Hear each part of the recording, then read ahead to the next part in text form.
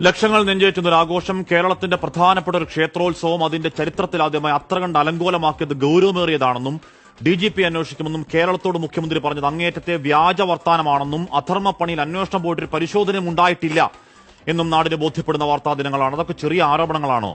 ഇഞ്ചോടിഞ്ച് പോരാട്ടം നടന്ന ഒരു ലോക്സഭാ തെരഞ്ഞെടുപ്പിന്റെ 11ാം മണിക്കൂറിൽ പൂരം കലക്കി ഹിന്ദു വികാരം അസ്വസ്ഥമാക്കി സംഘപരിവാരത്തിന് വോട്ട് വാരിക്കൊടുക്കുന്ന വൃത്തികെട്ട വെറുപ്പിന്റെ പണി കാക്കിക്കൂട്ടം ചെയ്തുവെന്ന സംശയം പ്രതിപക്ഷത്തിന് മാത്രമല്ല അധികാരപക്ഷത്തെ CPIക്കാണ്. സ്ഥാനാർത്ഥി സുനിൽകുമാറിനാണ്. അല്ലെങ്കിൽ ആ തെരഞ്ഞെടുപ്പിൽ ഏതേതോ തുരങ്കപ്പണികൾക്ക് കേസുകൾ കുഴിവെട്ടി മൂടാൻ BJP CPM അന്തർധാര എന്ന ആരോപണം ജയരാജന്റെ ഫ്ളാറ്റിൽ പോയി ജാവദേക്കറിന്റെ ചായകുടി സമയത്ത് തന്നെ പറഞ്ഞതാണ് പ്രതിപക്ഷം. പിന്നാലെ ഉണ്ടായ ആ കലക്കൽ അന്വേഷണം സ്ഥാനാർത്ഥിയെ പോലും മണ്ടനാക്കി അട്ടിമറിക്കപ്പെട്ടെങ്കിൽ അതിന്റെ രാഷ്ട്രീയാർത്ഥം മനസ്സിലാക്കാതിരിക്കാനും മാത്രം അരാഷ്ട്രീയ മണ്ടൻകൂട്ടമല്ല മലയാളി. ആചാരങ്ങൾ അട്ടിമറിച്ച് ആനപ്പാപ്പാന്റെ വരെ നെഞ്ചത്ത് കയറി കാക്കിവെറുക്കി തിരക്കഥയുണ്ടാക്കി എന്ന ആരോപണമുള്ള ADGP RSS മേലാളന്മാരെ തലയിൽ മുണ്ടിട്ട് പോയി കണ്ട കഥ നാട്ടിൽ പാട്ടായിട്ടും ഉഗ്രപ്രതാപത്തിൽ അയാൾ വഴുതക്കാട് വാഴുന്നെങ്കിൽ പ്രതിപക്ഷം മാത്രമല്ല പാർട്ടിക്കാർ പോലും ചോദിക്കുന്നു, ഇങ്ങനെ അങ്ങ് ചേർത്ത് കെട്ടിപ്പിടിക്കാൻ ചെങ്കൊടി പാർട്ടിയുടെ PB അംഗമേ പിണറായി വ്യഗ്രത എന്തിനാണ്? മുഖ്യമന്ത്രി പേടി എന്താണ്?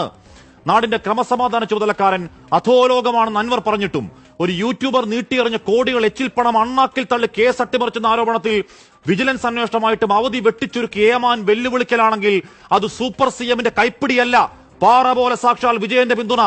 പാർട്ടി സെക്രട്ടറിയും LDF കൺവീനറും ഊഴം വെച്ച് RSS കൂടിക്കാഴ്ച ഒരു പ്രശ്നമല്ലെന്ന് ആവർത്തിച്ച് പറഞ്ഞിട്ട് RSS വിരുദ്ധ ഗിരിപ്രഭാഷണങ്ങൾ രക്തസാക്ഷി മുദ്രാവാക്യങ്ങൾ കേട്ട് തൊലിക്കെട്ടി ഭീതിയിൽ കാണ്ടാമൃഗങ്ങൾ ഷോക്കടിച്ചു നിൽപ്പാണ്.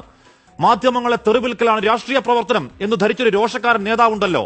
ആ സത്യാനന്തര കോളാമ്പി എടുത്തു വെച്ച് RSSന്റെ രണ്ടാമനൊപ്പം കാവിക്കൂടാരം കണ്ട ഏമാനെ ചവിട്ടിപ്പുറത്താക്ക് മുഖ്യമന്ത്രി എന്ന രണ്ട് വാക്ക് പേടിയില്ലാതെ പറയാൻ ധൈര്യമുണ്ടോ സഖാവേ സ്വരാജേ?